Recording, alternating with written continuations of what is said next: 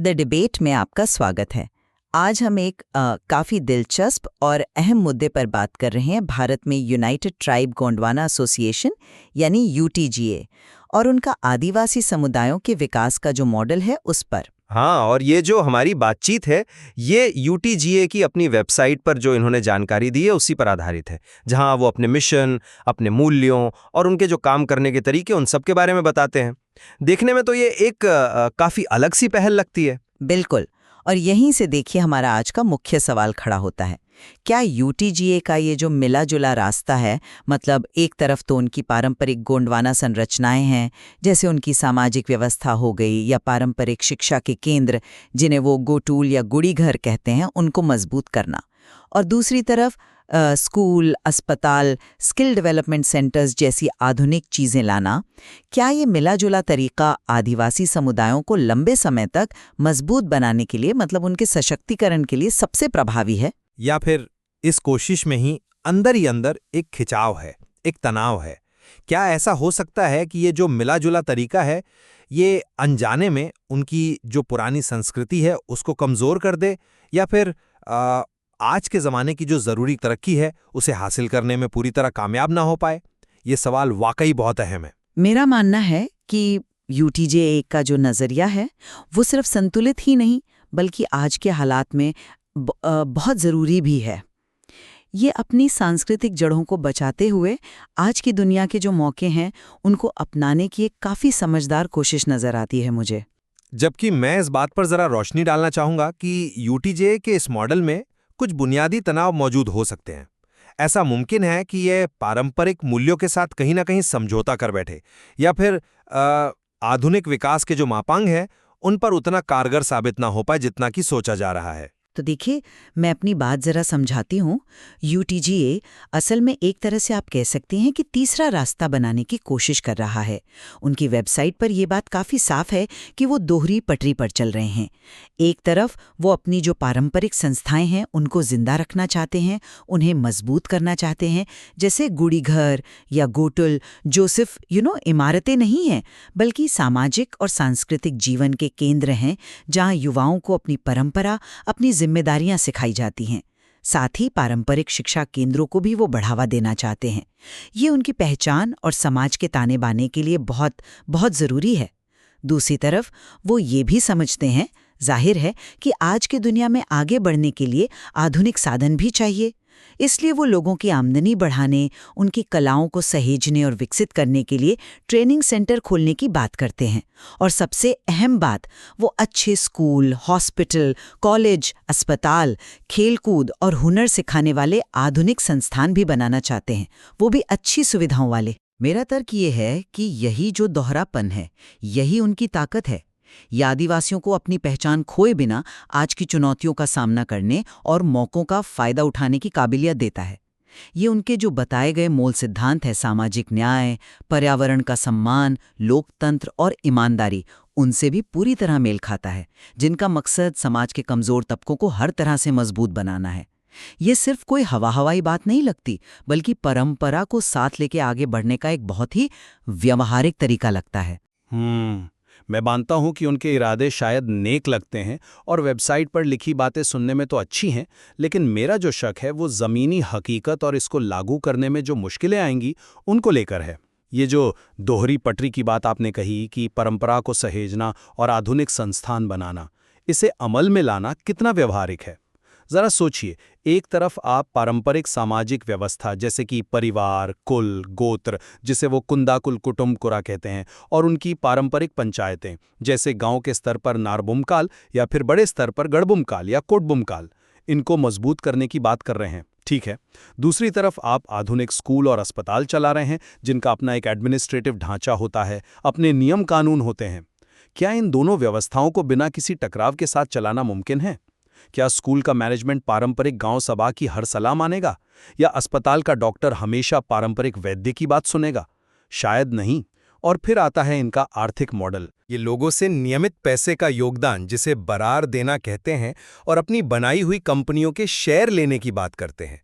साथ ही एक tribal resource centre यानी टीआरसी जैसी पहल का भी जिक्र मिलता है।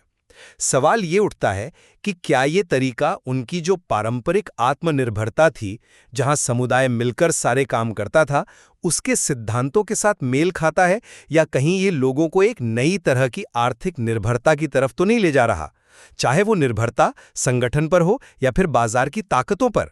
और जब आप शेयर होल्डर और बरार देने वालों को मुनाफे का वादा करते हैं, तो इसका उस पुरानी सामुदायिक भावना पर क्या असर पड़ेगा, जो निजी फायदे से ज्यादा हमेशा सबके भले की सोचती थी। मेरा असल मुद्दा यह है कि आधुनिक विकास की जो ज़रूरतें हैं, उसके मैनेजमेंट के जो तरीके हैं और पैसे कमाने के जो मॉडल हैं, ये सब मिलकर पारंपरिक मूल्यों और सामाजिक ढांचों पर ज़बरदस्त दबाव डाल सकते हैं। जो पारंपरिक नेता हैं जैसे बैगा, पहान, गायाता, जिनका जिक्र उनकी पारंपरिक सभाओं के संचालन में आता है, और जो इन नए संस्थानों के मैनेजर होंगे, उनके बीच तालमेल बिठाना बहुत बहुत मुश्किल हो सकता है। नतीजा ये हो सकता है कि या तो पारंपरिक अधिकार सिर्फ नाम के रह जाएं, या फिर जो आधुनिक पहले हैं वो ठीक से काम ही ना कर पाएं। आपकी चिंता मैं समझ रही हूँ, वो जायज़ भी है अपनी जगह, लेकिन शायद हम इसे इस तरह से देख सकते हैं कि यूटीजीए सिर्फ दो अलग-अलग चीज़ों को एक साथ रखने की बात नहीं कर रहा, बल्कि उन्हें जोड़ने की, एक दूसरे का पूरक बनाने की कोशिश कर रहा है। जैसे वो जो पारंपरिक शिक्षा केंद्र बनाना चाहते हैं, वो आधुनिक हुनर सिखाने वाले सेंटरों के साथ मिलकर काम कर सकते हैं, है ना?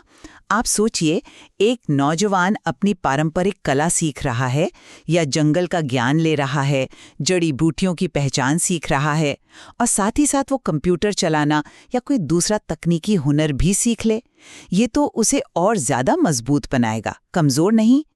इसी तरह गुड़ी घर या गोटूल जैसी जगहों को मजबूत करने का मतलब ये नहीं है कि आधुनिक स्कूल बंद कर दिए जाएं, बल्कि ये दोनों साथ साथ चल सकते हैं। स्कूल आपको किताबी ज्ञान दे और गोटूल आपको जीवन जीने का सलीका और अपनी संस्कृति सिखाए। ये अलग करने वाला नहीं, बल्कि एक तरह से जोड़ने वाला नजरिया है। मकसद ये है कि आदिवासी समुदाय को दोनों दुनियाओं का फायदा मिले। वो अपनी जड़ों से भी जुड़े रहें और आज के ज़माने के जो अवसर हैं, उनका लाभ भी उठा सकें। ये उनके पारंपरिक ज्ञान और आधुनिक विज्ञान के बीच एक पुल बनाने जैसा है, ताकि वो अपनी शर्तों पर अपना भविष्य तय कर सकें। पुल बनाने की बात सुनने में तो बहुत अच्छी लगती है, लेकिन डर इस बात का है कि ये पुल कहीं एक तरफा रास्ता न बन जाए, जो धीरे धीरे उन्हें मुख्यधारा की संस्कृति में ही मिला दे, जिससे हम अक्सर आत्मसातकरण या असिमिलेशन कह देते हैं। क्या वाकई में आज के जो आधुनिक स्कूलों के पाठ्यक्रम हैं, जो अक्सर एक नेशनल या स्टेट लेवल के ढर्रे पर चलते हैं, क्या वो गोंडवाना की पारंपरिक सोच, दुनिया को देखने का उनका जो नजरिया है, उनकी टोटम पर आधारित सामाजिक व्यवस्था है, या फिर बैगा, गाइता, पहान जैसे पारंपरिक पदों के असली महत्व को सही मायने में जगह दे पाएंगे और उसका सम्मान करेंगे? ये महज किताबों में एक चैप्टर जोड़ देने से तो नहीं होने वाला। आपने पारंपरिक सभाओं की बात की, गांव की नारबूम काल, इलाके के गढ़बूम काल, इनको मजबूत करने की बात की। लेकिन आज के दौर में जहां सरकारी दफ्तर हैं, पुलिस है, अदालतें हैं, मतलब ये जो आधुनिक प्रशासनिक और कानूनी व्यवस्थाएं इतनी हावी हैं, इन पारंपरिक सभाओं की असली ताकत और अहमियत कैसे बची रहेगी? क्या ये सिर्फ नाम की सभाएं बनकर नहीं रह जाएंगी, जहां लोग बैठें तो जरूर, पर असली फैसले कहीं और किसी सरकारी दफ्तर में लिए जाएं? क्या कोई कलेक्टर या तहसीलदार गढ़ भूमकाल के किसी फैसले को मानेगा अगर वो सरकारी नियमों से अलग जा रहा हो? शायद नहीं। और क्या आधुनिक शिक्षा पाए हुए जो युवा हैं, क्या वो खुद इन पारंपरिक संस्थाओं और नेताओं को उतना ही मान देंगे जितना शायद पुरानी पीढ़ी देती थी? ये जुड़ाव जो है, ये कागज पर जितना आसान दिखता है, जमीन पर उतना ही पेचीदा और चुनौतियों से भरा हो सकता है। कहीं ऐसा ना हो कि परंपरा सिर्फ एक दिखाने की चीज बनकर रह जाए। अब अगर आर्थिक मॉडल पर आएं, तो मैं समझती हूँ कि बरार यानी ये जो सामूहिक चंदा है और कंपनियों के शेयर लेने जैसे तरीके हैं, और टीआरसी यानी ट्राइबल रिसोर्स सेंटर जैसी पहलें, ये असल में समुदाय को खुद अपने विकास की बागडोर थामने का एक आधुनिक तरीका हो सकती हैं। इससे क्या होगा कि बाहरी दानदाताओं या सरकारी मदद पर उनकी निर्भरता कम होगी। जब लोग खुद अपनी योजनाओं में पैसा लगाते हैं, तो उन्हें एक ओनरशिप की फीलिंग आती है ना? वो उसकी कामयाबी के लिए ज्यादा फिक्रमंद होते हैं। ये आर्थिक रूप से आत्मनिर्भर होने और सामाजिक विकास करने का एक रास्ता हो सकता है, जिसमें समुदाय खुद आगे बढ़कर नेतृत्व करे। इसे आप एक तरह का सामाजिक योगदान कह सकती हैं, जो उनकी पुरानी मिलजुल कर काम करने की जो भावना थी, उसी का एक नया रूप हो सकता है।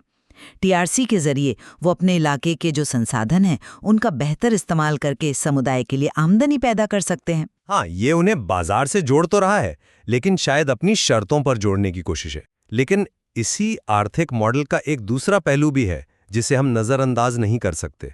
खासकर ये जो शेयर होल्डर और बरार देने वालों को मुनाफे का वादा किया जा रहा है, ये समुदाय के अंदर ही एक नई तरह की गैर बराबरी पैदा कर सकता है।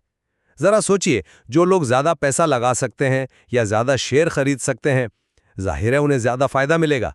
क्या इससे उन लोगों के बीच एक खाई नहीं बनेगी जो आर्थिक रूप से कमजोर हैं? निजी मुनाफे पर जब जोर दिया जाता है तो वो पुरानी सामुदायिक भावना, जहां सब मिलकर संसाधनों का इस्तेमाल करते थे और एक दूसरे का ख्याल रखते थे, वो कहीं ना कहीं कमजोर पड़ सकती है। जहां तक टीआरसी की सफलता का सवाल है, वो तो आखिर में बाजार की ताकतों पर ही निर्भर करेगी।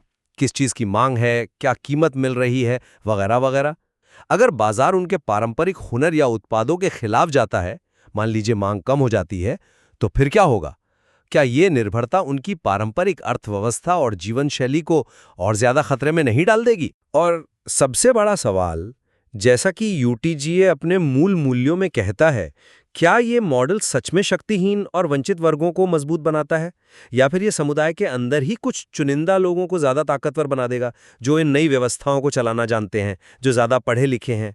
सामाजिक न्याय का जो लक्ष्य है, वो कैसे हासिल होगा अगर आपका आर्थिक मॉडल ही कहीं ना कहीं गैर बराबरी को बढ़ावा दे रहा हो? बात कर रहे हैं और ये बहुत अहम है। मुझे लगता है कि यूटीजीए ने जो अपने मूल मूल्य बताए हैं, सामाजिक न्याय, पर्यावरण का ध्यान यानी पारिस्थितिक न्याय, लोकतंत्र, धर्मनिरपेक्षता, ईमानदारी और सच्चाई, वो सिर्फ कहने के लिए नहीं है, बल्कि उनके कामों का मार्गदर्शन करते हैं, जैसा वो अपनी वेबसाइट पर दावा करते हैं। पारंपरिक ढांचों को मजबूत करना और आधुनिक संस्थान बनाना, ये दोनों ही काम इन मूल्यों को पाने के साधन हो सकते हैं, इनको हासिल करने के तरीके हो सकते हैं।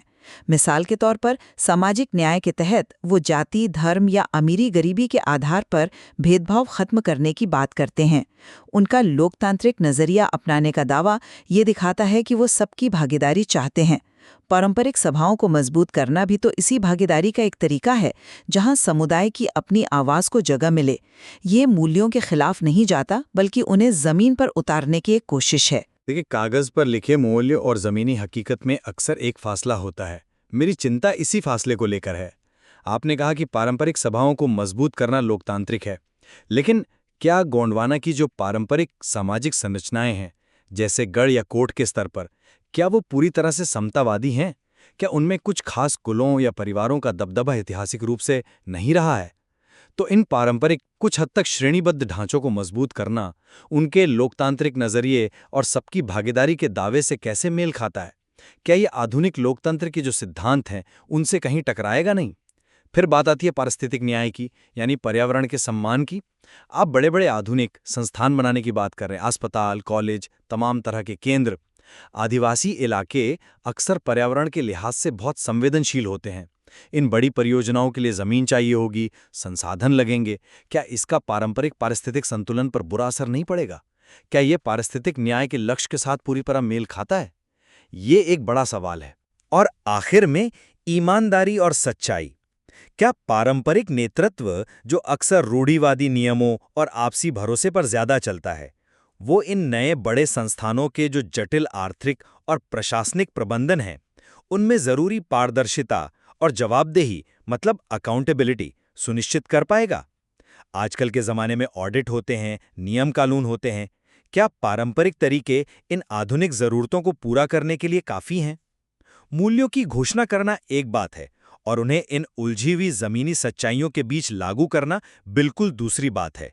यहीं पर मुझे लगता है असली चुनौती है। तो कुल मिलाकर देखें तो मेरा मानना ये है कि यूनाइटेड ट्राइब गोंडवाना एसोसिएशन एक बहुत ही ज़रूरी और नाजुक संतुलन साधने की कोशिश कर रहा है, अपनी सांस्कृतिक जड़ों को सींचने और साथ ही आज की दुनिया में फलने फूलने के लिए जो ज़रूरी साधन है उन्हें जुटाने के बीच। ये न तो सिर्फ बीते हुए कल को पकड़कर बैठना है और न ही आंखें मूंदकर आधुनिकता की बस नकल कर लेना है, बल्कि ये आदिवासी समुदायों को एक रास्ता दे रहा है कि वो अपनी खास पहचान और अपने सामाजिक ढांचे का सम्मान करते हुए अपनी शर्तों पर अपना भविष्य गढ़ सके। रास्ता मुश्किल जरूर है, इसमें चुनौतियां भी हैं जैसा आपने बताया, लेकिन शायद लंबे समय तक टिकने वाला रास्ता यही हो सकता है। और मेरा निष्कर्ष ये है कि यूटीजे के इरादे भले ही नेक हों, इसमें कोई शक नहीं, लेकिन परंपरा को बचाने और आधुनिक विकास की मांगों को एक साथ साधने में जो अंदरूनी मुश्किलें और तनाव हैं, वो बहुत गहरे और असली हैं। उन्हें हल्के में नहीं लिया जा सकता। इस मिले-जुले रास्ते की कामयाबी या नाकामी आखिरकार इस बात पर टिकी है कि वो इन जटिलताओं, इन विरोधाभासों और इन तनावों को कितनी समझदारी और कितनी सावधानी से संभालते हैं। ऐसा ना हो कि इस कोशिश में ना तो सांस्कृतिक पहचान ठीक से बच पाए और ना ही सही मायने में विकास हो पाए। यह संतुलन साधना वाकई तलवार की धार पर चलने जैसा है और इसका नतीजा अभी देखना बाकी है। बिल्कुल। यूटीजी का ये मॉडल हमें भारत में आदिवासी विकास की जो उलझनें हैं, जो दुविधाएं हैं, उन्हें समझने का एक बहुत अच्छा मौका देता है। ये हमें सोचने पर मजबूर करता है कि परंपरा और आधुनिकता के बीच ये जो लगातार खींचतान चलती रहती है कि अपनी पहचान कैसे बचाएं, तरक्की कैसे करें और क्या दोनों को मिलाना वाकई मुमकिन है, इसके जवाब इतने आसान नहीं हैं। हाँ, और जो जानकारी हमारे सामने है वो हमें एक तरह से उकसाती है कि हम इस मॉडल के ज़मीनी असर को और ज़्यादा गहराई से देखें कि ये कहाँ कामयाब हो रहा है, कहाँ मुश्किलें आ रही हैं और इसके अनजाने नतीजे क्या हो रहे हैं। हम अपने सुनने वालों को भी यही कहेंगे कि इन अलग-अलग नज़रियों पर गौर करें और अपनी समझ बनाएं। इस मुद्दे पर यकीनन सोचने के लिए बहुत कुछ है।